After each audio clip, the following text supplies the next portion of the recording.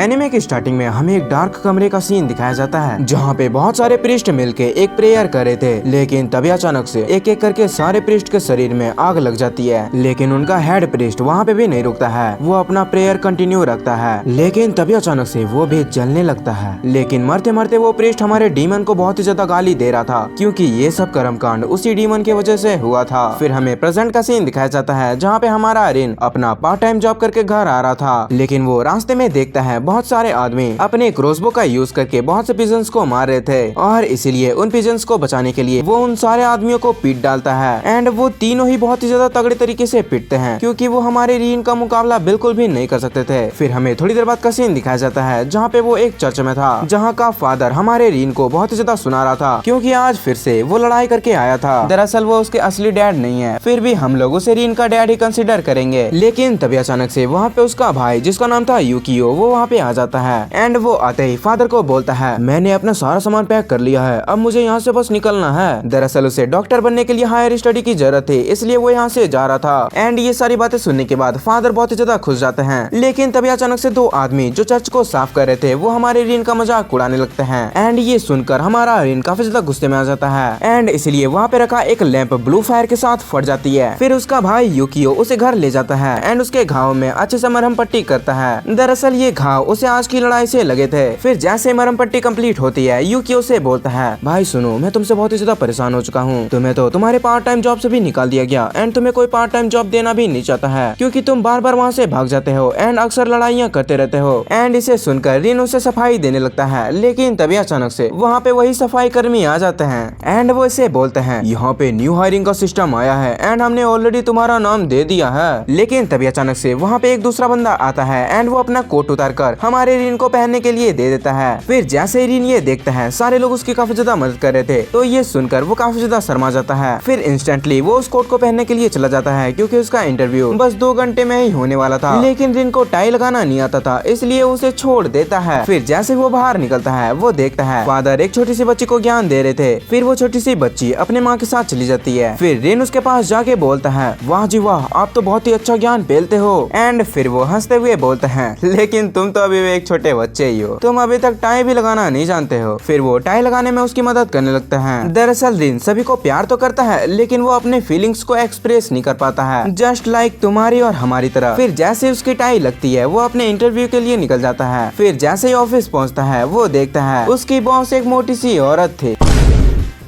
जो कतई बहुत ही खतरनाक दिख रही थी। लगता है ऐसा कि हमारे रिन को तुरंत ही नूडल में मिला के खा जाएगी। फिर वो उसे हायर करने के लिए अपना इंटरव्यू स्टार्ट कर देती है एंड वो एक एक करके अपना काम बताने लगती है। लेकिन जैसा कि हमें पता है हमारे रिन के पास बहुत ही ज्यादा एक्स्ट्रा ह्यूमन पावर है, और इसीलिए वो सारी ही चीजें गड़बड़ कर रहा था। वो काम बहुत ही स्पीड से कर रहा था, लेकिन सारे ही गलत तरीके से। फिर वो थक हार के बैठ जाता है एंड उसे लगता है, भाई ये भी जॉब मुझसे चली गई, मैं नल्ला बेरोजगार ही मर जाऊंगा। लेकिन तभी वहाँ पर एक पुरानी स्टाफ मेंबर आती है एंड हमारे रिन को एक नूडल का पैकेट देके बोलती है, इसे एक बार ट्राई करके देखो। लेकिन रिन जैसे उसे ट्राई करता है वो काफी ज्यादा बकवास बनती है। फिर वो उसे बोलता है, चलो मैं तुम्हें दिखाता हूँ असली कुकिंग। फिर वो खुद से ही नूडल बनाने लगता है। फिर जैसे उसका नूडल बनता है एंड उसे सेल करने लगता है, वहाँ पे बहुत ही ज्यादा भीड़ लग जाती है, और इसे देखकर उसकी बॉस भी काफी ज्यादा खुश जाती है एंड वो मोहतरमा रिन को काम पे रख लेती है। पहली बार कोई जॉब मिला है इस लड़के को। और फिर जैसे उसकी जॉब लगती है वो इंस्टेंटली फोन बूथ पे जाता है एंड अपने घर में कॉल करके बता देता है कि मेरी जॉब लग गई सालों। एंड ये सुनने के बाद उसके घर वाले भी काफी ज्यादा खुश जाते हैं। फिर वो ये इन्फॉर्मेशन देने के बाद अपने स्टोर जाने लगता है। फिर वो जाते जाते देखता है उसी छोटी सी बच्चे का स्कार्फ एक डीमन लेके भाग रहा था एंड अनफॉर्चुनेटली हमारा रिन उस डीमन को देख सकता था एंड वो छोटी सी लड़की भी, और इसलिए वो उस डीमन का पीछा करने लगता है। लेकिन वो पीछा करते करते पूरे स्टोर में अफरा तफरी मचा देता है। फिर जैसे ही सारा सामान उस छोटी सी बच्चे पे गिरने वाला था, हमारा रिन किसी न किसी तरह करके उसे बचा लेता है। लेकिन इस अफरा तफरी के कारण से उसे फायर कर दिया जाता है। फिर जैसे उसे नौकरी से निकाला जाता है वो काफी ज्यादा उदास हो जाता है। लेकिन वो अपने घर नहीं जाता है, क्योंकि जाता भी किस मुंह से, क्योंकि इसने थोड़ी देर पहले ही बोला था कि मेरी जॉब लग गई है एंड अब बोलेगा कि मुझे निकाल दिया गया है, तो कितना दुख होगा उन लोगों को। फिर तभी अचानक से हमारा सीन शिफ्ट होता है एंड हमें फादर को दिखाया जाता है, जो बहुत ही तैयारी के साथ बैठे थे। दरअसल वो रिन का इंतजार कर रहे थे, क्योंकि वो एक साथ रिन एंड यूकियो के लिए पार्टी बनाना चाहते थे। लेकिन रिन घर नहीं आता है, इसलिए वो सारे काफी ज्यादा परेशान हो जाते हैं एंड उसे खोजने के लिए बाहर निकल जाते हैं। फिर सबसे पहले यूकियो उसे ढूंढ लेता है क्योंकि वो जानता था उसका भाई कैसा इंसान है एंड वो कहाँ पे अपना टाइम स्पेंड करता है। एंड वो उसे देखते ही काफी ज्यादा खरी खोटी उसे सुनाता है, लेकिन फिर जैसे ही वो नोटिस करता है हमारा रिन काफी ज्यादा उदास है एंड फिर उसे पता चलता है कि उसकी नौकरी चली गई है, तो उसे बहुत ज्यादा मोटिवेट करता है और उसे घर जाने के लिए बोलता है। फिर जैसे ही वो अपने घर पहुंचते हैं वो देखते हैं वहाँ पे वो छोटी बच्ची एंड उसके पिताजी आ चुके थे। दरअसल वो रिन को सुबह की घटना के लिए शुक्रिया बोलने के लिए आए थे। एंड फिर तभी अचानक से हमारा रिन भी वहाँ पे पहुँच जाता है एंड उसे देखकर छोटी बच्ची के पिताजी उसे काफी ज्यादा शुक्रिया बोलते हैं। फिर वो उसे बोलते हैं दरअसल मेरी बेटी के लिए ये काफी ज्यादा नॉर्मल है, जैसे वो कुछ करने जाती है हमेशा वो चोट लगा के आती है। तभी वो छोटी बच्ची अपना मुंह खोलती है, दरअसल मुझे ना डीमंस परेशान करते हैं। एंड इसके सपोर्ट में रिन भी बोलता है हाँ इसने सही बोला, इसे एक मंकी टाइप दिखने वाला मॉन्स्टर या फिर कुछ परेशान करता है। लेकिन उसके पिताजी इस पे भरोसा नहीं करते हैं एंड वो वहाँ से जाने लगते हैं। फिर उन्हें जाते देखकर हमारा रिन उसे बोलता है अगर आप अपने बेटी पे भरोसा नहीं करेंगे तो कौन करेगा। लेकिन फिर जैसे ही वो ये सुनते हैं उसके पिताजी काफी ज्यादा भड़क जाते हैं एंड उसे अच्छे से पीट डालते हैं। एंड वो बोलते हैं बेटे तू अभी इतना बड़ा नहीं हुआ है कि किसी को ज्ञान पेल सके, इसलिए अपना मुंह बंद रख। एंड फिर वो छोटी सी बच्ची को एक 4 लीफ क्लोवर दे देते हैं और फिर वो उसके पिताजी से बोलते हैं आप अपनी छोटी सी बच्ची पे थोड़ा भरोसा कीजिए एंड उस पे ध्यान रखा कीजिए। और फिर वो रिन को बोलते हैं और तुम्हारे बॉस ने तुम्हारे लिए एक बिल भेजा है जो तुमने वहाँ पे कर्म कांड करके तोड़ा है। एंड इसे सुनने के बाद हमारा रिन काफी ज्यादा परेशान हो जाता है। फिर हमें रात का सीन दिखाया जाता है। चर्च का फादर यानी रिन के डैड एक अंधेरे कमरे में जाते हैं जहाँ पे बहुत सारे ताले लगे थे। फिर वो एक ड्रॉर को खोलते हैं जहाँ से वो एक स्वॉर्ड को निकालते हैं, लेकिन उस स्वॉर्ड पर जो मंत्र लगाया गया है वो पूरी तरह से खत्म हो चुका था। फिर हमें नेक्स्ट डे का सीन दिखाया जाता है जहाँ पे हमारा रिन जैसे ही उठता है वो एक चिट्ठी को देखता है जो यूकियो ने उसके लिए छोड़ी थी। एंड उसमें लिखा था दरअसल मैं यहाँ से निकल चुका हूँ एंड तुम्हारे लिए एक छोटा सा चिट्ठी छोड़ा हूँ, आई होप तुमने इसे पढ़ लिया होगा। फिर ये पढ़ने के बाद रिन काफी ज्यादा उदास हो जाता है क्योंकि यूकियो ने उसे आमने सामने से बाय नहीं बोला था। लेकिन तभी अचानक से वो नोटिस करता है विंडो से उसे बहुत सारे ब्लैक चीज उड़ते हुए दिखते हैं, जिसे देखकर वो काफी ज्यादा परेशान हो जाता है एंड इसलिए वो नीचे उतरकर सभी कुछ देखने लगता है। एंड उस उड़ते हुए चीज को बस हमारा रिन ही देख सकता था, बाकी कोई भी नहीं। तभी वहाँ पे वही बंदे आ जाते हैं जो स्टार्टिंग में ही पिजन्स को परेशान कर रहे थे। फिर वो लोग एक सुनसान सी गली में आते हैं जहाँ पे उसके साथी रिन को पकड़ लेते हैं। अच्छा बेटे तो तुम हो यूकियो के भाई, कैसा होगा अगर मैं तुम्हारे यूकियो को परेशान करूं। दरअसल यूकियो एंड ये गंदा बच्चा दोनों एक ही स्कूल में पढ़ने वाले थे। फिर तभी अचानक से वो काफी ज्यादा हंसने लगता है एंड वो एक डीमन में बदल जाता है। कैसा होगा अगर मैं कल का बदला चुकाने के लिए तुम्हारी एक आंख फोड़ दूं। एंड एक गरम रॉड उसकी तरफ लाने लगता है एंड इसे देखते ही हमारा रिन जोर से बोलता है ऐसा मत करो। एंड ये बोलते ही वहाँ पे एक फायर ब्लास्ट होता है एंड सारे लोग बहुत ही ज्यादा दूर हट जाते हैं। फिर रिन देखता है उसके शरीर में ब्लू फायर जल रही थी लेकिन उसे कुछ भी नहीं हो रहा था। एंड इसे देखकर वो डीमन बोलता है मैंने सही पकड़ा था, आप ही हो हमारे यंग लॉर्ड, अब आपको हमारी दुनिया में वापस चले जाना चाहिए। लेकिन उसकी बातें खत्म होने से पहले ही रिन के डैड वहाँ पे आ जाते हैं एंड वो चैंटिंग करना स्टार्ट कर देते हैं जिससे उस डीमन को काफी ज्यादा प्रॉब्लम हो रही थी। फिर वो उस डीमन को उस आदमी से निकाल देते हैं। फिर हमारे रिन से बोलते हैं रिन तुम ऐसे वैसे इंसान नहीं हो, दरअसल तुम हो एक डीमन जो एक ह्यूमन चाइल्ड है और तुम कोई ऐसे वैसे डीमन नहीं हो, तुम हो सेटन के वंशज। फिर वो इस दुनिया के बारे में बताने लगते हैं। दरअसल ये एक असली दुनिया थी एंड इसके विपरीत एक और भी दुनिया होती है जहाँ पर डीमन का राज होता है। एंड जैसा कि तुम इस दुनिया में अवेक हो चुके हो तो वहाँ के डीमंस इस दुनिया में आ सकते हैं और सारे डीमंस तुम्हारे पीछे ही आएंगे क्योंकि तुम हो डीमन लॉर्ड। फिर वो रिन को लेके वहाँ से भागने लगते हैं क्योंकि थोड़ी देर में अंधेरा होने वाला था एंड इसी टाइम सारे डीमंस उस पर अटैक करने वाले थे। दरअसल दिन में डीमंस काफी ज्यादा कम अटैक करते हैं लेकिन रात में वो बहुत ही ज्यादा अटैक करते हैं। फिर रास्ते में दौड़ते दौड़ते उसे याद आता है आखिर कैसे उसे बचपन में काफी ज्यादा बुली किया जाता था, जहाँ पे लोग उसे कहते थे ये तो एक है, इसे हमारे बच्चों के साथ तो खेलना ही नहीं चाहिए। दरअसल इसकी हालत भी हमारे नरूटो की तरह ही होती है एंड तभी से ही हमारे रिन को बाहर की दुनिया बहुत ही ज्यादा बेकार लगती थी क्योंकि सारे लोग इसे डीमन के पुकारते थे। दरअसल बचपन से ही इसके पास बहुत ही ज्यादा सुपर ह्यूमन पावर थे, इसलिए इसे डीमन के लोग बोलते थे। फिर सीन शिफ्ट होता है एंड हमें उसे गंदे लड़के को दिखाया जाता है जो होश में आ चुका था एंड वो सारी जानकारी अपने बटलरों से ले रहा था। लेकिन तभी अचानक से वही डीमन उसके बॉडी पे कब्जा करने की ट्राई करता है एंड थोड़ी देर में उसके बॉडी को पूरी तरह से पॉजेस कर लेता है एंड इसे देखकर उसके दोस्त बहुत ही ज्यादा डर जाते हैं एंड वहाँ से भाग जाते हैं। फिर वापस से हमें रिन को दिखाया जाता है वो फाइनली चर्च पहुंच चुका था जहाँ पे सारे ही लोग बहुत ही ज्यादा अलर्ट थे। फिर तभी अचानक से रिन का डैड उसे लेकर उसी कमरे में चले जाते हैं एंड वहाँ जाने के बाद वो बोलते हैं, काइन दरअसल बात यह है कि जब से मैंने तुम्हें और तुम्हारे भाई को देखा है, मैं तुम दोनों को प्रोटेक्ट करने में अपनी पूरी जी जान लगा देता हूँ। मैं चाहता था तुम एक डीमन की तरह नहीं, तुम एक इंसान की तरह जियो, इसलिए मैंने तुम्हारी सारी ही शक्तियों को इस स्वॉर्ड के अंदर डाल दिया था, जिससे तुम एक इंसान बन गए थे। लेकिन मैंने कितनी भी ट्राई कर ली, लेकिन तुम्हारा सुपर ह्यूमन स्ट्रेंथ कभी भी बहुत ही ज्यादा सप्रेस नहीं हुआ। एंड तुम्हारे छोटे भाई यूकियो की बात करो तो तुम दोनों भले ही ट्विंस हो, लेकिन तुम्हारे भाई के पास उतनी ज्यादा पावर नहीं है, और इसलिए अगर तुम्हें ह्यूमन रह के जिंदा रहना है तो तुम्हें इस स्वॉर्ड को लेके पूरी दुनिया में घूमना होगा, जिससे कोई भी इस स्वॉर्ड को ना छुपाए। लेकिन जैसे ये स्वॉर्ड निकली, फिर से तुम एक डीमन बन जाओगे, इसलिए बिल्कुल भी इस स्वॉर्ड को टच मत करना। फिर हमें बाहर का सीन दिखाया जाता है जहाँ पे वो डेविल यहाँ पे पहुँच चुका था एंड वो ट्रक ड्राइवर को मार के उसकी गाड़ी को ले लेता है एंड उस ट्रक को चर्च में घुसा देता है, जिससे ट्रक का बैरियर टूट जाता है एंड फिर से वहाँ पे डेविल्स आने लगते हैं। एंड इसीलिए रिन का डैड उसे एक कमरे में बंद करके अपना सेल फोन देते हुए बोलते हैं, इस फोन में एक नंबर सेफ है, जैसे ही तुम यहाँ से निकलोगे उसे कॉल कर देना, जिससे वो तुम्हारी मदद करेगा चाहे जो भी हो जाए। एंड इस स्वॉर्ड को बिल्कुल भी मत निकालना, क्योंकि मैंने तुम्हें इतना बड़ा करने में अपनी पूरी जिंदगी लगा दी। फिर वो हमारे रिन को उस छोटे से अंडरग्राउंड कमरे में बंद कर देते हैं एंड वहाँ पे अपना झाड़ फूक वाला मंत्र पढ़ के उसे बंद कर देते हैं। फिर वो बाहर में डीमंस को देखते हैं जहाँ पे उनके साथी ऑलरेडी उनसे फाइट कर रहे थे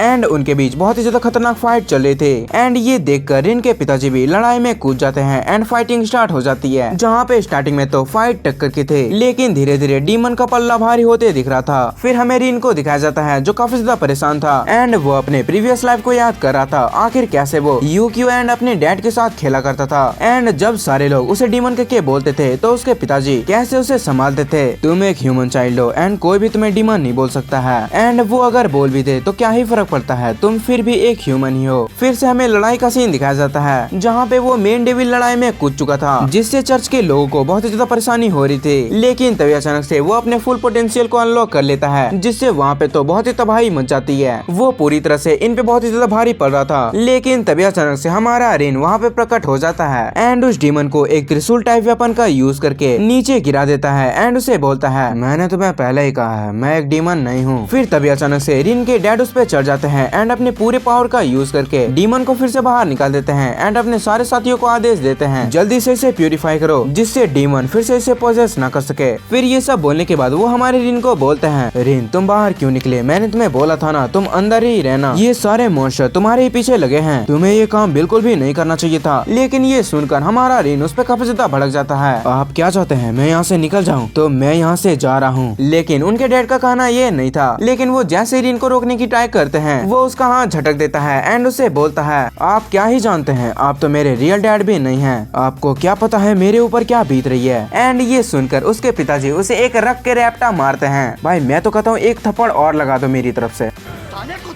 फिर वो जैसे एक थप्पड़ खाता है वो शांत हो जाता है एंड वो बोलता है, डैड मैं ना आपकी बात सुनूंगा। वो कहता है ना भाई लातों के भूत बातों से नहीं मानते हैं। लेकिन तभी अचानक से रिन के डैड की बॉडी थोड़ी सी अजीब लगती है एंड थोड़ी देर में उनकी बॉडी जलने लगती है। दरअसल उनकी बॉडी को किंग सैटर्न ने पोजेस कर लिया था, भले ही वो अपने फुल पोटेंशियल का यूज नहीं कर सकता था एंड भले ही थोड़ी देर के लिए इसकी बॉडी पोजेस की थी, क्योंकि इनकी बॉडी ज्यादा देर तक नहीं टिकेगी। तो इंस्टेंटली वो बोलना स्टार्ट करते हैं एंड वो बोलते हैं, रिन मेरे बेटे फाइनली मैंने तुम्हें ढूंढ लिया और इसलिए अब तुम्हें यहाँ से जाना होगा अपनी मॉम की तरह और मेरे पास आना होगा एंड तुम अपने इंसानी शरीर को भी छोड़ दोगे एंड हमारी तरह एक असली डीमन बन के रहोगे, क्योंकि तुम एक राजकुमार हो। फिर तभी अचानक से दोनों दुनियाओं को जोड़ने वाला रास्ता अचानक से खुलने लगता है एंड खुलने के बाद ही रिन को उसके अंदर डाल देता है एंड धीरे धीरे करके हमारा रिन उसके अंदर समा रहा था, लेकिन वो बार बार चिल्ला रहा था, अपने हाथ पैर पटक रहा था, लेकिन इसका कोई भी फायदा नहीं होने वाला था क्योंकि उस गेट का प्रेशर बहुत ही ज्यादा था। तभी अचानक से रिन के पिताजी उस डेविल को थोड़ी देर के लिए हटा देते हैं एंड बोलते हैं, रिन हमेशा से मेरा बेटा था एंड आगे भी रहेगा। और फिर अपने गले में लटके माले को अपने दिल के अंदर घुसा लेते हैं, जिससे सैटर्न की पकड़ उससे छूट जाती है क्योंकि बेचारा मारा जाता है। लेकिन फिर जाते जाते सैटर्न उसे बोलता है, बुढ़ऊ और तुम रिन तुम दोनों ही कुछ नहीं कर सकते हो, क्योंकि रिन तो अब यहाँ पे आने ही वाला है। मैं तुम्हारा इंतजार कर रहा हूँ मेरे प्यारे बेटे। लेकिन इसे देखकर रिन बहुत ही ज्यादा रोने लगता है क्योंकि उसके सामने सामने ही उसके पिताजी जिसने उसे जिंदगी भर पाला था वो मारे जाते हैं और इसलिए वो अभी किसी भी चीज का ख्याल नहीं रखता है एंड वो इंस्टेंटली उस तलवार का यूज कर देता है जिससे उसकी बॉडी धीरे धीरे डीमन की तरह बनने लगती है एंड वो अपने स्वॉर्ड का यूज करके एक ही बार में उस दरवाजे को काट डालता है। लेकिन बेचारा डीमन बनने के बाद भी उसकी सारी मेहनत बेकार चली जाती है क्योंकि उसके पिता तो ऑलरेडी मारे जा चुके थे। फिर तभी अचानक से वहाँ पे यूकियो भी आ जाता है एंड वो इन सारे नजारे को अपनी आंखों के सामने देख लेता है। फिर वो सीधा ही अपने डैड की तरफ बढ़ता है और इसे देखकर वो काफी ज्यादा उदास हो जाता है। फिर हमें नेक्स्ट डे का सीन दिखाया जाता है जहाँ पे फाइनली उनके डैड का अंतिम संस्कार हो चुका था एंड वहाँ से सारे ही लोग निकल चुके थे। लेकिन रिन वहीं पे खड़ा होता है एंड अपने डैड की पुरानी बातें याद करता है जहाँ पे उसके डैड ने बोला था इस सेल फोन में एक नंबर सेव है जिस पे कॉल करते ही एक बंदा तुम्हारा मदद करेगा। फिर जैसे उसे याद आता है वो इंस्टेंटली कॉल कर देता है लेकिन उसके बगल में ही रिंग होता है क्योंकि वो बंदे भी यहाँ पे ऑलरेडी पहुँच चुके थे। और फिर वो बोलते हैं रेन तो फाइनली तुमसे मुलाकात हो ही गई एंड मेरे लिए तुम्हारे पास 3 ऑप्शन है। पहला मैं तुम्हें मार दूं, ऑप्शन 2 तुम हमें मार दो और यहाँ से भाग निकलो और ऑप्शन नंबर 3 तुम खुद से सुसाइड कर लो क्योंकि हम लोग हैं इस दुनिया को बचाने वाले और डीमन को मारने वाले और हमें बोला जाता है एक्सोरिस्ट। लेकिन हमारा रिन चौड़ में आके बोलता है लेकिन मेरे लिए तुम्हारे पास एक चौथा ऑप्शन भी है और वो है मैं तुम्हें ज्वाइन करूंगा और बनूंगा एक एक्सोरिस्ट। मेरा क्लियर गोल है मैं सैटर्न को यानी अपने बाप को अपने ही हाथों से मारूंगा। लेकिन उस साले को मैं अपना बाप बिल्कुल भी नहीं मानता हूँ क्योंकि मेरा बस एक ही बाप था एंड वो मारा जा चुका है और इसीलिए जिसने उसे मारा है उस साले को तो मैं अपने हाथों से ही मारूंगा। एंड ये सुनकर वो काफी ज्यादा हंसने लगता है एंड वो बोलता है बेटे बिल्कुल मैं तुम्हें अपने टीम में शामिल करता हूँ, मैं यही तो देखना चाहता था। एंड ये सुनकर उसके सारे ही साथी बहुत ही ज्यादा हैरान परेशान हो जाता है। फिर हमें नेक्स्ट डे का सीन दिखाया जाता है जहाँ पे हमारा रिन अपने सामान को पैक करके वहाँ से निकलने की तैयारी कर रहा था क्योंकि अब उसे एक एक्सोरिस्ट बनना है। फिर जाते समय उसके सारे साथी उसे बोलते हैं तुम यहाँ पे कभी भी आ सकते हो, आखिरकार ये तुम्हारा घर जो है। लेकिन रिन को बस एक ही बात खटक रही थी, आखिर यूकियो वहाँ पे क्यों नहीं है और आखिर क्यों यूकियो ने इसके बारे में कुछ नहीं पूछा। फिर हमें यूकियो को दिखाया जाता है जो अपने डैड के ग्रेव के पास खड़ा था। फिर वापस से हमें रिन को दिखाया जाता है जो वहाँ से निकल चुका था। लेकिन निकलते निकलते वहाँ पे एक पिंक सी गाड़ी आती है एंड उसे ठोकते ठोकते बच जाती है। दरअसल उसमें और कोई नहीं हमारे प्रिंसिपल साहब थे जिसका नाम था फर्स्ट। तभी हमारा रिन उससे बोलता है आखिर हम लोग कहाँ पे जा रहे हैं। फिस्ट उससे बोलते हैं और कहाँ बच्चे, ट्रू क्लास एकेडमी। दरअसल ये जो हमारा फिस्ट है ना जिसके पास पिंक सी गाड़ी है वो ट्रू क्लास एकेडमी का प्रिंसिपल था। लेकिन तभी अचानक से वहाँ पे यूकियो आ जाता है। दरअसल वो भी इनके साथ चलने वाला था क्योंकि ट्रू क्रॉस एकेडमी वही जगह थी जहाँ पे यूकियो जा रहा था एंड वहीं पे हमारा रिन बिना किसी एग्जाम को निकाले वहाँ पे जाने वाला है। फिर वो लोग वहाँ से निकल जाते हैं लेकिन रास्ते में उतनी बातचीत नहीं होती है एंड फिर फाइनली वो ट्रू क्लास एकेडमी पहुँच जाते हैं। फिर वो लोग कार से उतरने से पहले ही ड्रेस अप कर लेते हैं क्योंकि आज ही उनका एंट्रेंस सेरेमनी था एंड उसमें सबसे ज्यादा हाईएस्ट स्कोर करने वाला और कोई नहीं हमारा यूकियो है। एंड ये जाने के बाद हमारा रिन काफी ज्यादा शॉक हो जाता है। फिर यूकियो एक सॉलिड सा स्टोरी सुनाता है जिसे सुनने के बाद सारे लोग उस पर फिदा हो जाते हैं और लड़कियां तो और भी ज्यादा। फिर बाहर निकलते ही सारे लोग यूकियो को बहुत ही ज्यादा अप्रोच कर रहे थे एंड ये देखकर रिन बहुत ही ज्यादा खुश जाता है। फिर हमें पास्ट का सीन दिखाया जाता है जहाँ पे यूकियो बहुत ही डरा सहमा रहता था क्योंकि उसका बस एक ही गोल था, एक डॉक्टर बनने का। इसलिए रिन डिसाइड करता है जो भी प्रॉब्लम हुई है वो मेरे साथ हुई है इसलिए इसकी पूरी जिम्मेदारी मैं लूंगा। लेकिन फिर जैसे ही रिन स्कूल के अंदर जाता है वो काफी ज्यादा हैरान हो जाता है क्योंकि वहाँ पे इतने बड़े बड़े कमरे थे जिसके बारे में रिन ने कभी सोचा भी नहीं था एंड वहाँ पे ऐसे ऐसे सामान थे जिसके बारे में तो उसे पता ही नहीं था। एंड उसे ऐसा करते हुए देखकर सारे लोग आपस में गप उप करने लगते हैं। फिर उनकी क्लास स्टार्ट हो जाती है जहाँ पे उनका इंस्ट्रक्टर बोलता है तुम लोगों की क्लास अगले वीक से स्टार्ट होने वाली है, अभी के लिए आप लोग अपने डोम में जा सकते हैं एंड सब कुछ एडजस्ट कर सकते हैं। भाई इनकी क्लास शुरू होने से पहले ही खत्म हो गई। फिर जैसे ही वो नीचे आता है उसे रियलाइज होता है उसे तो डोम के बारे में कुछ पता ही नहीं है। फिर तभी अचानक से उसके सामने एक पपी आ जाता है एंड वो उसे पकड़ने के लिए उसका पीछा करने लगता है। लेकिन वो पपी और कोई नहीं फ्रॉस्ट था। फिर फ्रॉस्ट रिन को एक चाबी देते हुए बोलता है तुम्हारी डोम आधिकारिक तौर पे ट्रू क्रॉस एकेडमी में पढ़ोगे लेकिन तुम्हारी जो मेन ट्रेनिंग है वो हमारे साथ होगी एक एक्सोरिस्ट बनने के लिए। एंड गैस वर्ड आज से ही तुम्हारी ट्रेनिंग स्टार्ट होने वाली है। एंड ये सुनकर हमारा रिन काफी ज्यादा खुश जाता है एंड वो वहाँ से नीचे कूद जाते हैं। दरअसल वहाँ पे एक डोर था जिसके अंदर वो जाते हैं जहाँ पे जाने के बाद वो अजीबोगरीब स्टूडेंट्स को देखता है एंड मस्त बात तो ये थी, फ्रॉस्ट उसके साथ एक डॉग के रूप में क्लास अटेंड करने वाला था। एंड तभी वहाँ पर उनका इंस्ट्रक्टर आता है, जो और कोई नहीं हमारा यूकियो था। एंड ये जानने के बाद रिन के साथ तो मैं भी शॉक हो गया था। फिर रिन उससे बात करने की ट्राई करता है, लेकिन यूकियो से बोलता है, भाई अभी हम लोग क्लास में है, थोड़ा शांत रह ले यार। फिर इंस्ट्रक्टर अपना इंट्रोडक्शन देते हैं। वो बोलता है, मैं हूँ यूकियो, मैं जब से 7 साल का था मैं एक्सोरिस्ट की तैयारी कर रहा था एंड 2 साल पहले मैं फाइनली यहाँ से ग्रेजुएट हो चुका हूँ। फिर यूकियो उनकी पढ़ाई स्टार्ट करवाता है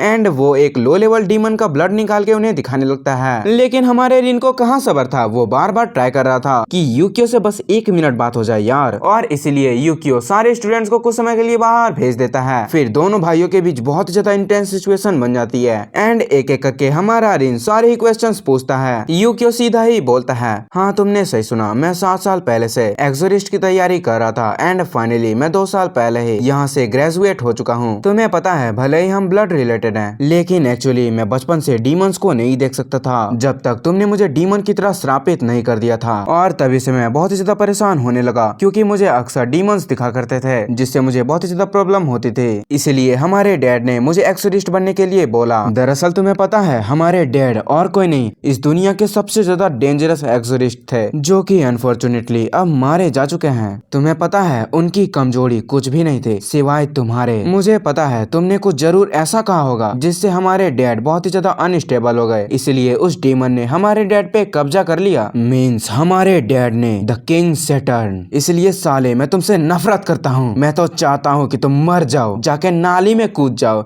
जाओ जाओ अभी मर जाओ। लेकिन फिर तभी अचानक से उनके बीच हाथापाई होने लगती है एंड इसी हाथापाई में उनके हाथ में जो डीमन ब्लड था उस डीमन का ब्लड नीचे गिर जाता है एंड इसीलिए वहाँ पे और भी ज्यादा मॉन्स्टर्स आने लगते हैं। लेकिन यूकियो अपने स्किल का यूज करके इजिली सारे डीमंस को बजा रहा था। फिर लगभग जैसे ही सारे डीमंस मरते हैं वो सीधा ही अपना गन हमारे रिन की ओर तान देता है एंड वो बोलता है, साले तुम मर क्यों नहीं जाते। एंड हमारा रिन उसे जवाब देता है, ये तुम क्या बोल रहे हो, मैं तुम्हारा भाई हूँ एंड मैंने हमारे पिताजी को नहीं मारा है। दरअसल मुझे इसके बारे में कोई जानकारी ही नहीं थी कि हमारे साथ क्या हो रहा है एंड तुम लोगों ने कभी भी मुझसे कुछ नहीं कहा और अब मैं बस इतना ही चाहता हूँ कि मैं सभी लोगों को प्रोटेक्ट कर सकूं जो भी मेरे लिए खास हो। एंड हाँ एक और चीज, मैं ये रिवेंज के लिए नहीं कर रहा हूँ। फिर ये सुनने के बाद यूकियो अपने पास्ट को याद करता है जब उसके डैड उसे बोल रहे थे, क्या तुम्हें हमेशा डर डर के जीना है या फिर एक्सोरिस्ट बन के सभी लोगों को बचाना है, चाहे वो रिन हो या फिर और कोई। जहाँ पे उसके पिताजी बस एक ही सीख दे रहे थे, दूसरों को बचाना चाहिए। एंड हमारा रिन भी वही तो बोल रहा है, मैं दूसरों को बचाना चाहता हूँ और इसीलिए यूकियो उसे मार नहीं पाता। लेकिन तभी अचानक से हमारा रिन अपने स्वॉर्ड को निकालता है और उसके पीछे वाले मॉन्स्टर को मार देता है और इसी के साथ इन दोनों भाइयों के बीच सुलह हो जाती है। फिर जैसे ही उन दोनों के बीच सुलह होती है फिर से क्लास नॉर्मली आगे बढ़ती है। लेकिन फिर जैसे ही बच्चे क्लास के अंदर एंटर करते हैं वो देखते हैं, यार ये क्लास तो ऐसा नहीं था, ये क्या हो गया भाई, कहीं हम लोग कबाड़ खाने में तो नहीं आ गए हैं, ऐसा बच्चे सोच रहे थे। फिर शाम के टाइम में रिन अपने डॉर्म के अंदर जाता है जहाँ पे उसका क्लासमेट और कोई नहीं उसका भाई था। दरअसल यूकियो को रिन के ऊपर ध्यान रखने के लिए बोला गया था। और इसी के साथ हमारी भाइयों और बहनों, I am presenting the most interesting character, हमारे मेन कैरेक्टर की वाइफ, जिसका नाम और कोई नहीं होने वाला है सिनी। तो इसी के साथ हमें कुछ देर बाद का सीन दिखाया जाता है जहाँ पे सिनी जो अपने ग्रैंड माँ के साथ फूलों के बगीचे में बैठी हुई थी। फिर हमें नेक्स्ट डे का सीन दिखाया जाता है जहाँ पे यूकियो उसे बोल रहा था, यार तुम्हें एक्सोरिस्ट बनना है या फिर नहीं बनना है, तो यार थोड़ा पढ़ लो ताकि तुम्हें एक्सोरिस्ट बनने में कोई दिक्कत ना हो। लेकिन हमारा रिन आराम से मांगा पड़ रहा था। लेकिन फिर जैसे ही यूकियो एक्सोरिस्ट के काम से बाहर निकलता है हमारा रिन भी उसके पीछे पीछे जाने लगता है एंड वो बोलता है, अरे तुम टेंशन मत लो, मैं बस देखूंगा।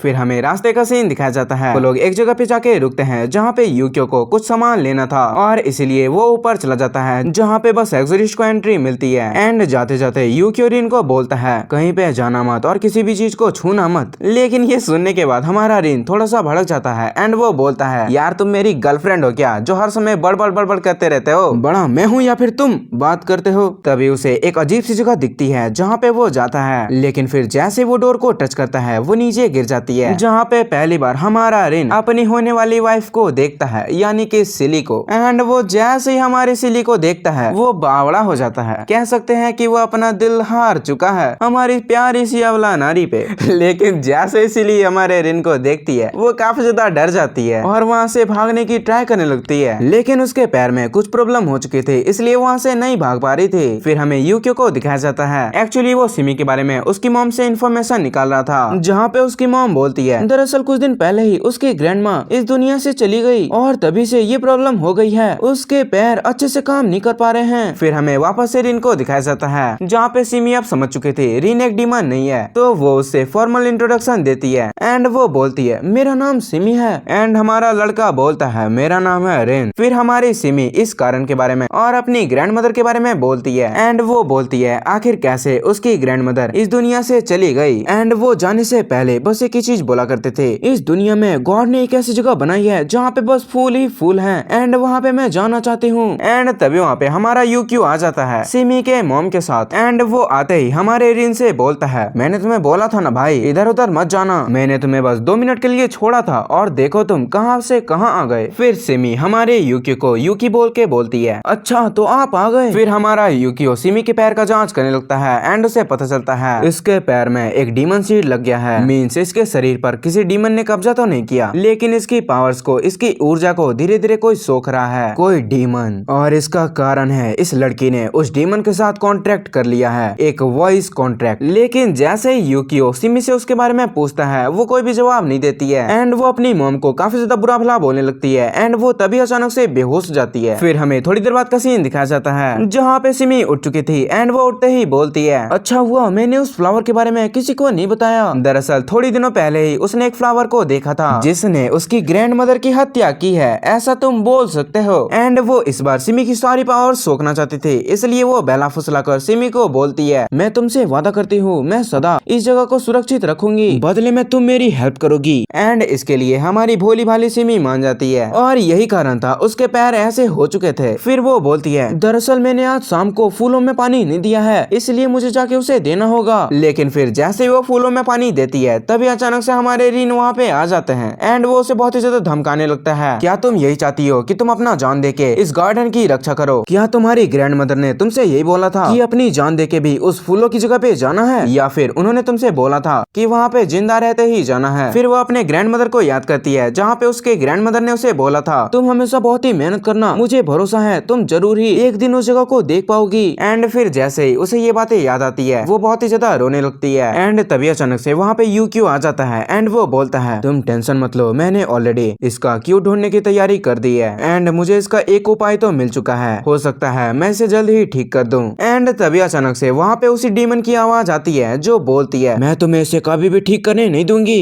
एंड वो तभी अचानक से सिमी की बॉडी पे कंट्रोल कर लेती है। फिर वो यूक्यो के साथ फाइटिंग स्टार्ट कर देती है, लेकिन यूक्यो को उससे लड़ने में काफी ज्यादा प्रॉब्लम हो रही थी इसलिए वो हमारे रिन की मदद मांग ही लेता है। एंड इसे सुनने के बाद रिन उसकी मदद करने के लिए तैयार हो जाता है। फिर जैसे ही वो डीमन रूप में आता है उसे देखकर वो फ्लावर डीमन काफी ज्यादा डर जाती है क्योंकि सेम टू सेम ये बंदा भी उसकी तरह ही एक डीमन था। लेकिन फिर भी साला रिन एक डीमन को मारने की ट्राई कर रहा था, लेकिन जितनी बार भी रिन उसे मारने की ट्राई करता था वो यूक्यो को अपनी ढाल बनाकर उससे बच जाता था। एंड इसी कारण से रिन को काफी ज्यादा प्रॉब्लम हो रही थी, लेकिन उसका भाई यूक्यो बहुत ज्यादा डेंजर बंदा था एंड वो डायरेक्ट उस पे शूट कर देता है। एंड ये देखकर वो डीमन काफी ज्यादा डर जाता है, इसीलिए हमारे रिन को चांस मिलता है एंड वो एक ही शॉट में उस डीमन को खत्म कर देता है। फिर बाद में रिन को पता चलता है यूक्यो ने एक ऐसी बुलेट को फायर किया था जिससे कि लगा था वहाँ पे एक बुलेट फायर हुई है, लेकिन रियलिटी में वहाँ पे कोई भी फायरिंग नहीं हुई थी। लेकिन फिर जैसे ही हमारा रिन उस डीमन को मारता है सिमी सीधा ही हवा में उड़ जाती है एंड यूक्यो के गोद में आके गिर जाती है, जिससे सारा ही क्रेडिट हमारे यूक्यो को मिल जाता है एंड बेचारा रिन वहीं पे खड़ा रह जाता है। फिर वो सिमी को नीचे उतार देती है एंड तभी अचानक से वहाँ पे उसकी मॉम पहुँचती है और वो सिमी को लेकर काफी ज्यादा परेशान लग रही थी, लेकिन उसे क्या पता था हमारी सिमी अब ठीक हो चुकी है। लेकिन तभी हमारा रिन फुल सिग्मा बन के उसे एक चपेट लगाता है एंड वो बोलता है अभी भी तुम्हारे पास एक चांस है, अपनी मॉम को सॉरी बोलो। एंड ये सुनते ही हमारी सिमी अपनी मॉम को गले लगा लेती है एंड वो रोते रोते बोलती है सॉरी मम्मा मुझसे गलती हो गई। और इसी मजेदार एंडिंग के साथ हमारे रिन का ये मिशन कंप्लीट हो जाता है। फिर हमें नेक्स्ट डे का सीन दिखाया जाता है जहाँ पे हमारा रिन बड़े ही आराम से अपने सपनों में खोया हुआ था, जहाँ वो देखता है उसके सपनों की राजकुमारी यानी सिमी को बहुत ही स्वैग के साथ बचाता है एंड इसे देखकर सारे ही क्लास वाले उसके तारीफों के पुल बांधने लगते हैं। लेकिन जैसे ही बेचारा इंटरेस्टिंग पार्ट में पहुंचता है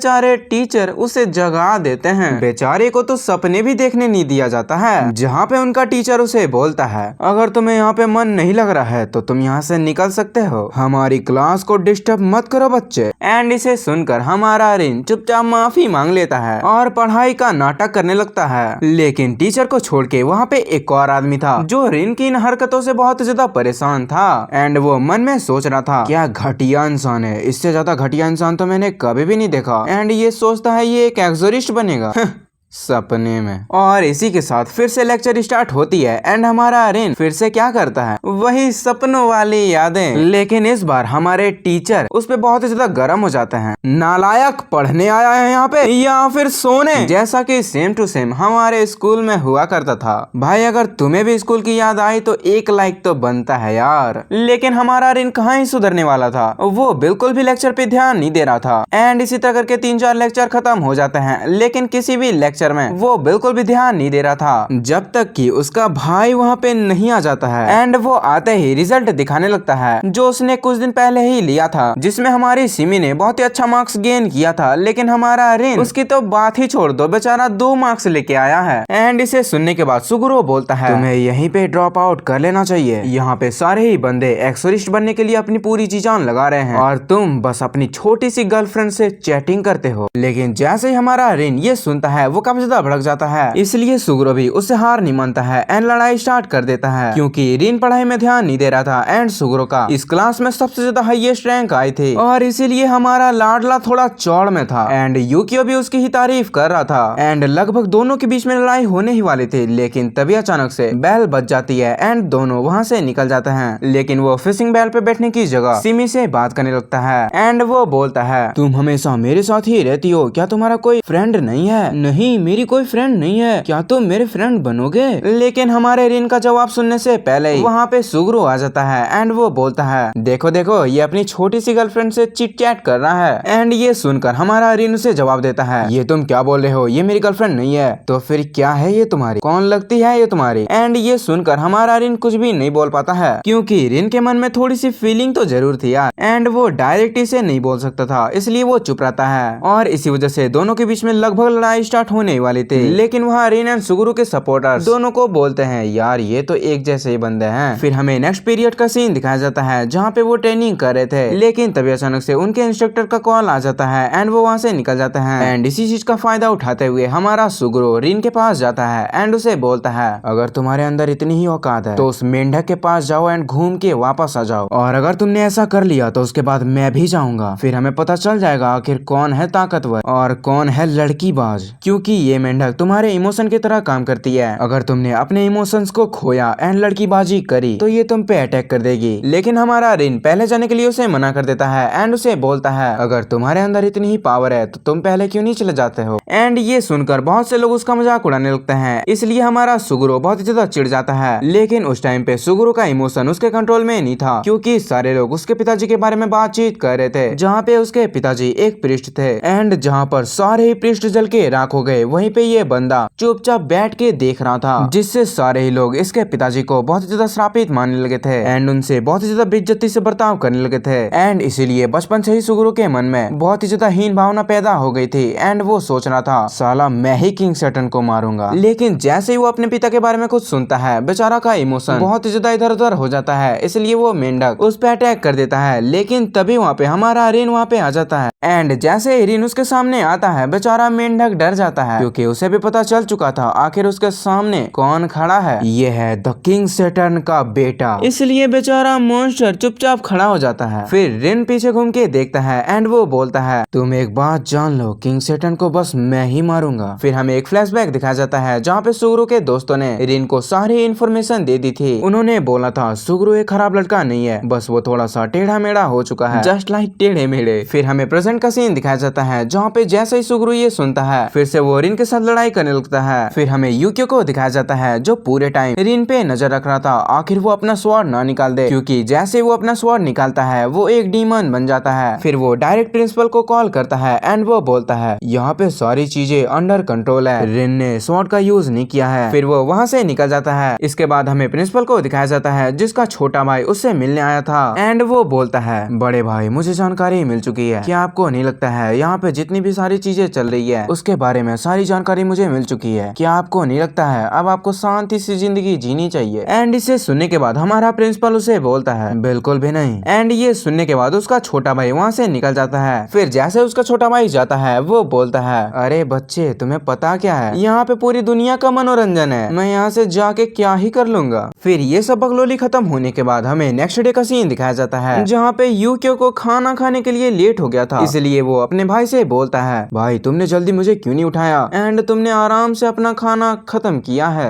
एंड इसे सुनने के बाद यूकियो बोलता है भाई मैंने तुम्हें बहुत ज्यादा उठाने की कोशिश की थी लेकिन तुम हो कि भैंस की नींद सोते हो, तो कहाँ ये उठने वाले थे तुम, तो मैंने सोचा कि यार मैं खा ही लेता हूँ, तुम्हारे चलते रहा ना तो भूखा ही जाना पड़ेगा पढ़ाने। एंड ये सुनने के बाद हमारा रिन बहुत ही जल्दी जल्दी खाने लगता है एंड उससे बोलता है यार अगली बार ना मुझे जल्दी उठाना। फिर हमें लंच का सीन दिखाया जाता है लेकिन हमारा रिन वहाँ पे बहुत ही ज्यादा लेट से पहुँचता है। वहाँ पे बस लास्ट पीस बची थी जिसे रिन उठाने की ट्राई करता है लेकिन तभी वहाँ पे हमारा सुगुरो भी आ जाता है और इसीलिए दोनों के बीच फिर से फाइटिंग स्टार्ट हो जाती है। एंड इधर हमारा यूकियो भी बहुत ही ज्यादा लेट से पहुँचता है लेकिन बेचारे को पहले ही पता था इन सालों भूखड़ों से एक भी पीस बचेगा नहीं, इसलिए वो चुपचाप वहाँ से निकलने की ट्राई कर रहा था। लेकिन तभी वहाँ पे कुछ लड़कियां आ जाती है एंड वो बोलती है यूकियो क्या आपके पास लंच नहीं है, तुम हमारे वाले से शेयर कर सकते हो। लेकिन हमारा यूकियो बहुत ही ज्यादा इंट्रोवर्ट बंदा था, वो बोलता है यार नहीं नहीं मुझे अपने भाई के साथ खाना है, सालों अगर तुम में से कोई एक भी होता ना तो वो तुरंत हाँ बोल देता। फिर वो अपने भाई को लेके बहुत ही अच्छी जगह चला जाता है जहाँ पे खाने के बहुत ही ज्यादा अच्छे अच्छे डिशेस थे। एंड जैसे हमारा रिन ये देखता है वो काफी ज्यादा खुश जाता है। फिर यूकियो से बोलता है भाई देखो तुम्हें यहाँ पे जाना होगा एंड खाना खरीदना होगा। लेकिन रिन जैसे खाना खरीदने जाता है एंड वो प्राइस को देखता है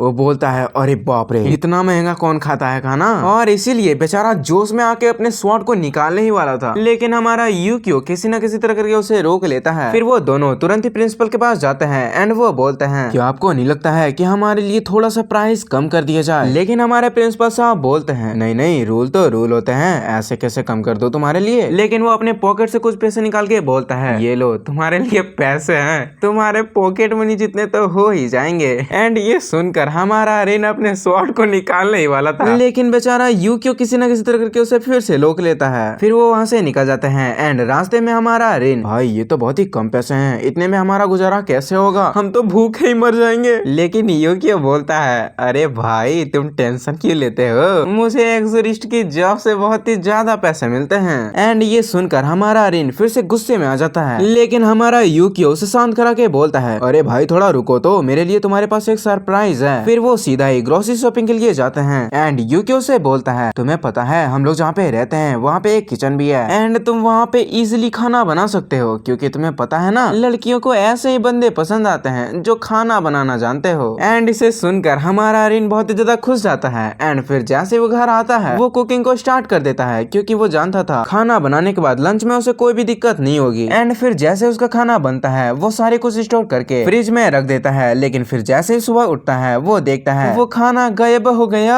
एंड वो जाके यूकियो को पकड़ लेता है लेकिन यूकियो उसे बोलता है भाई मैंने खाना नहीं खाया है। फिर वो दोनों सोच विचार करते हैं एंड उन्हें पता चलता है हम लोग यहाँ पे बहुत ही दिनों से रह रहे हैं लेकिन यहाँ पे बस 2 ही आदमी हैं, तो रात में हमें खाना बना के कौन देता था, कहीं कोई भूत वूत तो नहीं आ गया यार। एंड इसे सोचकर वो काफी ज्यादा डर जाते हैं एंड वो सीधा ही किचन की तरफ भागते हैं जहाँ पे वो देखते हैं उनका मस्त मोजा प्रिंसिपल वहाँ पे मौजूद था एंड वो मस्ती में अपना कुकिंग कर रहा था लेकिन वो चौड़ में आके बोलता है बच्चे मैं तुम्हारा परमानेंट कुक नहीं हूँ, दरअसल तुम्हारा कुक ऊबॉग है एंड वो एक स्पिरिट है, एक कुक स्पिरिट जो तुम्हारे लिए खाना बनाया करता था लेकिन लास्ट डे किसी ने उसकी टेरिटरी में हमला बोल दिया था और उसके पूरे ही किचन को तहस नहस कर दिया था, इसलिए वो बहुत ही ज्यादा गुस्से में है। फिर हमें रात का सीन दिखाया जाता है जहाँ पे हमारा रिन बहुत ही अच्छे से साफ सफाई करता है और वो ऊबॉग से बहुत ही ज्यादा माफी मांगता है लेकिन वो बेचारा रिन से बहुत ही ज्यादा उदास हो जाता है एंड वो गुस्से में चाकू छुरी चम्मच जो भी मिल रहा था उससे अटैक कर रहा था। फिर हमें उबुबक का फर्स्ट अपीयरेंस दिखाया जाता है जहाँ पे वो एक छोटा सा स्पिरिट था जो एक जानवर जैसा दिखता था। फिर दोनों के बीच में कुकिंग कंपटीशन होता है जिनका रेफरी था और कोई नहीं हमारे प्रिंसिपल साहब। फिर जैसे क्लास खत्म होती है यूकियो वहाँ पे आता है, वो देखता है पूरी किचन तबाही तबाही हो रखी है एंड हमारा रिन एंड उबुबक आराम से दोस्ती कर रहे थे। वो दोनों बहुत ही जिगरी दोस्त हो चुके थे। फिर हमें नेक्स्ट डे का सीन दिखाया जाता है जहाँ पे यूकियो आराम से बेंच पे बैठा था एंड आराम से अपने लंच को खोलता है, लेकिन जैसे ही लंच खुलती है वहाँ पे वही तीनों लड़कियां आ जाती है एंड वो बोलती है यूकियो क्या तुम खाना बनाने भी जानते हो? यूकियो बोलता है अरे नहीं नहीं ये मेरे भाई ने बनाया है। एंड गेस व्हाट, वहीं पे पेड़ के पीछे हमारा रिन आराम से अपने तारीफ सुनने के लिए बेकरार हो रहा था, लेकिन जैसे ही वो रिन को देखती है वो बोलती है क्या ये तुम्हारा भाई है? ये तो कितना डिस्गस्टिंग है, छी छी छी छी, जिससे पूरे मार्केट में हमारे रिन की थू थू हो जाती है। फिर जैसे सूरो वहाँ से जाता है वो बोलता है ये क्या मार्केट में तुम्हारी इज्जत है रे, वैसे भी तुम इसी लायक थे। फिर हमें नेक्स्ट डे का सीन दिखाया जाता है जहाँ पे हमारी सिमी यूके के लिए पार्सल लाई थी। वो दरवाजे पे खड़ी थी लेकिन अंदर जाने की हिम्मत नहीं कर रही थी, लेकिन तभी अचानक से हमारा रिन पीछे से आता है एंड वो दोनों अंदर जाते हैं। लेकिन वही तीनों लड़कियां हमारे रिन का पीछा करते करते वहाँ तक पहुँच चुकी थी। दरअसल उन्हें हमारे यूके से मिलना था, लेकिन जैसे वो नोटिस करते हैं वहाँ पे हमारी सिमी जा रही थी तो वो बोलने लगते हैं क्या ये यूके की गर्लफ्रेंड है? एंड ये बोलते बोलते वो टकटकी लगाकर उन्हें देखने लगते हैं। भाई इन्हें इतनी भी अकल नहीं है कि दूसरों के प्राइवेट लाइफ में इंटरफेयर नहीं करना चाहिए। दरअसल वो अंदर में फॉर्मल बातचीत कर रहे थे। फिर हमारा यूकियो हमारी सिमी को की मदद से डायरेक्ट घर पहुंचा देता है, लेकिन इधर पूरी रात बीत चुकी थी लेकिन सिमी बाहर नहीं आई थी क्योंकि वो तो डायरेक्ट ही अपने घर पहुंच चुकी थी। लेकिन उन तीनों लड़कियों ने कुछ अलग ही सोच लिया था, यार कहीं यहाँ पे कांड तो नहीं हो गया,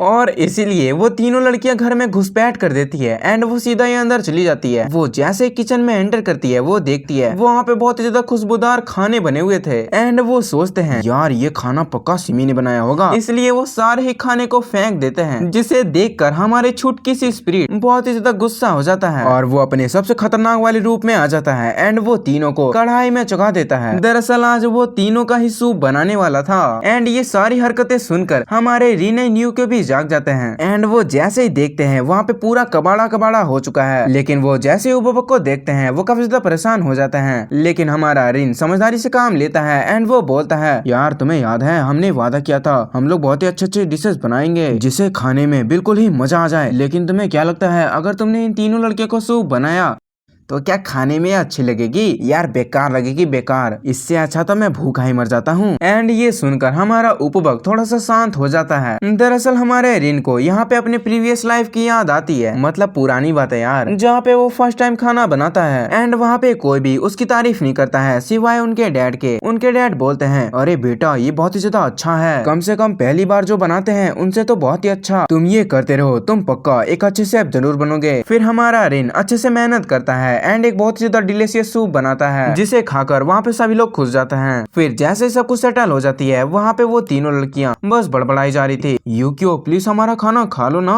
एंड इसे सुनने के बाद हमारा रिन बहुत ही ज्यादा गुस्से में आ जाता है एंड वो बोलता है साले यूकियो ये सारी चीजें तेरी वजह से हुई है, अब तुम्हें सारा ही खाना खा के खत्म करना होगा। एंड फिर जैसे यूकियो ये सुनता है बेचारा बहुत ही ज्यादा परेशान हो जाता है, यार आखिर मेरे साथ ही हमेशा ऐसा क्यों होता है। फिर हमें नेक्स्ट डे का सीन दिखाया जाता है जहाँ पे यूकियो प्रिंसिपल से सारी माफी मांग रहा था एंड वो सारी ही घटनाएं को एक्सप्लेन कर रहा था एंड बेचारे की हालत इतनी ज्यादा खराब हो गई थी कि वो उठ भी नहीं पा रहा था। दरअसल उसे फूड पॉइजनिंग हो गई थी, इसलिए हमारे प्रिंसिपल भी उसे तरस खा के 2-3 दिनों का लीव दे देते हैं। लेकिन फिर जैसे रिन हमारे यूकियो को देखने के लिए जाता है वो बहुत ही ज्यादा खाना लेके जाता है एंड इसे देखकर हमारा यूकियो काफी ज्यादा परेशान हो जाता है। और इसी कॉमेडी के साथ ये पार्ट यहीं पे खत्म होता है। अगर आपको ये पार्ट अच्छा लगा तो प्लीज एक लाइक शेयर सब्सक्राइब कर दीजिएगा ताकि हम इसका नेक्स्ट पार्ट जल्दी से जल्दी ला सकें। तब तक के लिए मिलते हैं एक और नई वीडियो में, बाय बाय।